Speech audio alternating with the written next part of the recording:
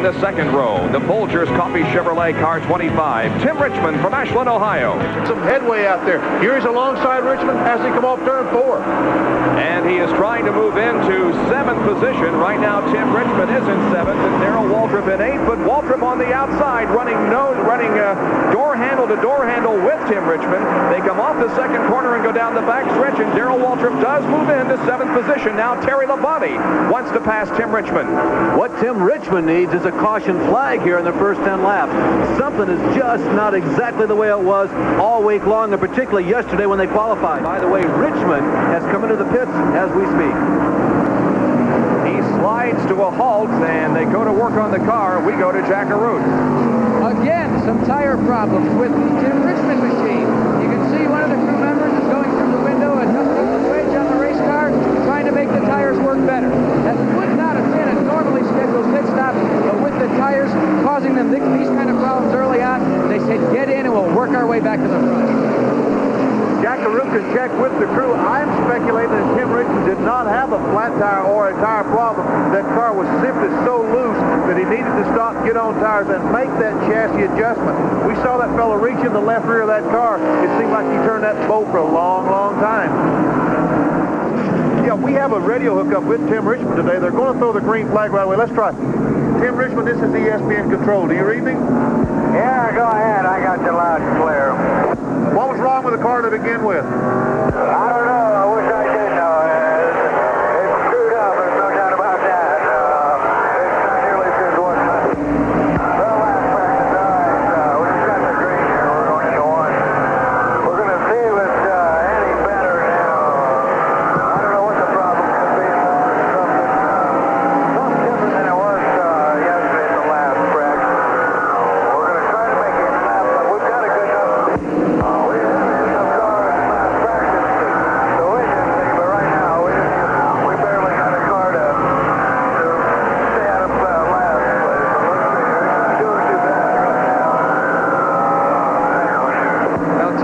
Disregarding the fact that the green has come out, he is continuing to talk with us and trying to explain the problem that he has experienced here in the early going of this race. Right now he's behind Jeff Bodine, but that car still just does not appear to be handling all that well. I gotta tell you guys, a rare glimpse into the psyche of a race driver. Tim Richmond takes the green flag and keeps up his conversation with us, racing 2 and 3 abreast all the way around this racetrack, and trying to describe the action for all those of you at home watching.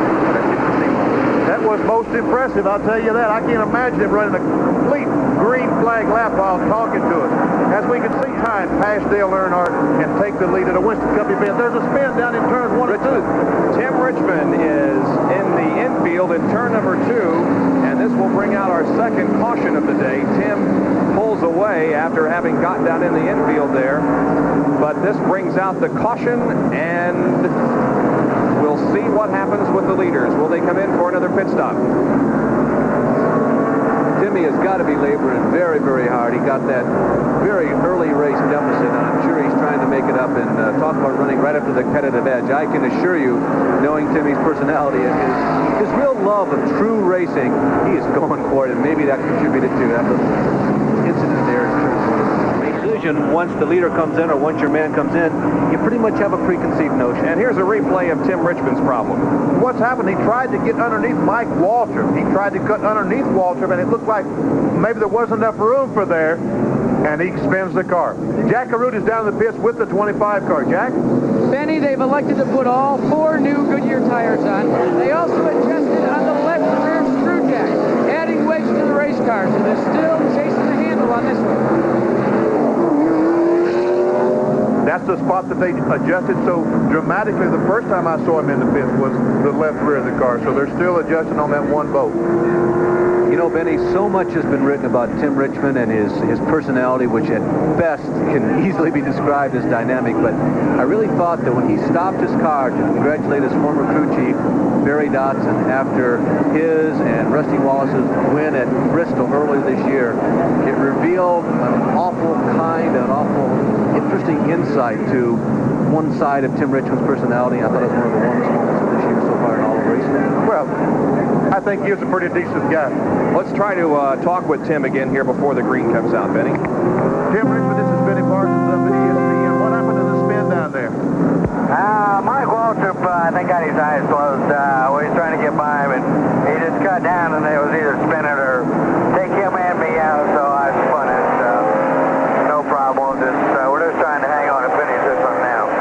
Good luck, man. All right, the green comes back out now. All right, while we're under this yellow, we will establish some radio communication here with Tim Richmond and find out how things are going for him. Benny? Tim Richmond, this is Benny Parsons up in the ESPN control. Do you read me? Yeah, Benny, go ahead. Tim, how bad was the rain just a few laps ago? Well, as far as racetrack conditions are concerned, it was not as good. It was getting to be a little bit dangerous. I mean, it wasn't a point to where we couldn't drive them at all, but the biggest factor was we couldn't see out of the windshield. Had there been a problem in front of any of the drivers, it would have taken a little bit to see through the mist that's on the windshield right now. So the biggest problem is looking out through the glass instead of what's on the racetrack. Well, Tim, you were able to race with Dale Earnhardt and Joe Ruttman. The cars are running 1-2 right now. In your opinion, who's the strongest of the two? Right now they're pretty much equal, but the strongest man's the one that's out front because the track's so treacherous anyway as far as the forward bite you get off the corner. If you're in front, you can hold if you're two equal cars, you can hold whoever's behind you off and not have to worry about it. So whoever gets to jump on the start and gets in the lead will be the strongest car if they both continue to have the same handling characteristics that they have been having. Well, Tim, your car earlier on was terrible. When you started the race, you drifted back. But right now, you seem to be one of the faster cars on the racetrack. What have you done to the automobile? Benny, we've just came in and made some adjustments to the chassis. We've tightened it up considerably, but it's still not. I can't imagine what has happened from the last practice yesterday. We had an absolute, what I felt and everybody else felt, a perfect car. And then when we started the race today, it was not even close. So I don't know. The track changed or something has changed. I don't know. It's just a mystery why we couldn't run as good as we did in practice yesterday. We'd still be on the same lap, I'm sure, if that had happened. Well, Tim, I was handed a note by Bob Jenkins, our co-anchor up in the booth up here. And the note says, ask him about getting married. What about it? Are you going to get married? Well, I don't know. That's up to the person that I've asked.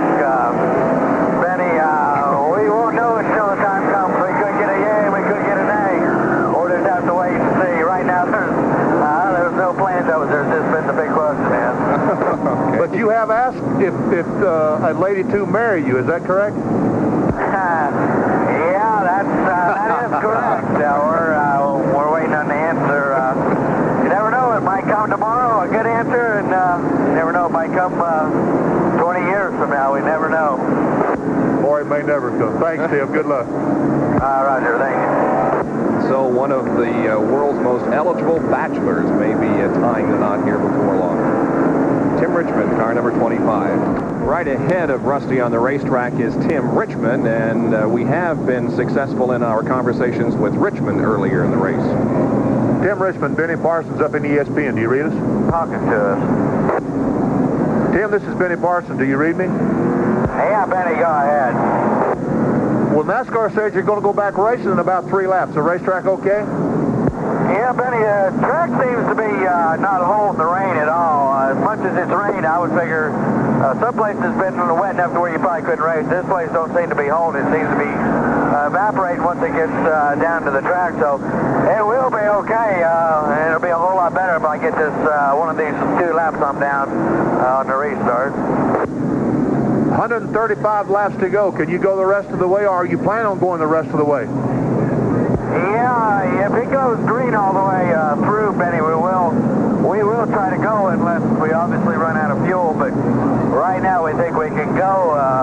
But our main concern right now is that we're 2 laps down. To try to get at least 1 back now, and if there's another caution, work ourselves back to where we can be on the same lap, and hopefully at the end of this race at least have a shot for the win. How is your tire situation now, Tim? Is your tires as good as Ricky Rudd's, the leaders? Right now, Benny, I think I've got one of the 2 best sets I've had on today, and I definitely think the way Ricky's been running earlier, we will be able to go up there and at least challenge him. But passing here's a different story because you can't use up the tires or you'll just go backwards. On the tire situation, Tim, which tires are better? Brand new tires, tires that have a few laps on them, which is better? Well, right now, Benny, probably brand new tires. My car seems to start working better than other cars about 20 laps into a tank of fuel. So that's basically how we got the car set up too, but not only that, but the tires. But I think it's advantageous to start on brand new sticker tires rather than scuffs right now. Tim, appreciate it. Good luck. Thank you, Benny. So Rudman has been into the pit area and is back out there now.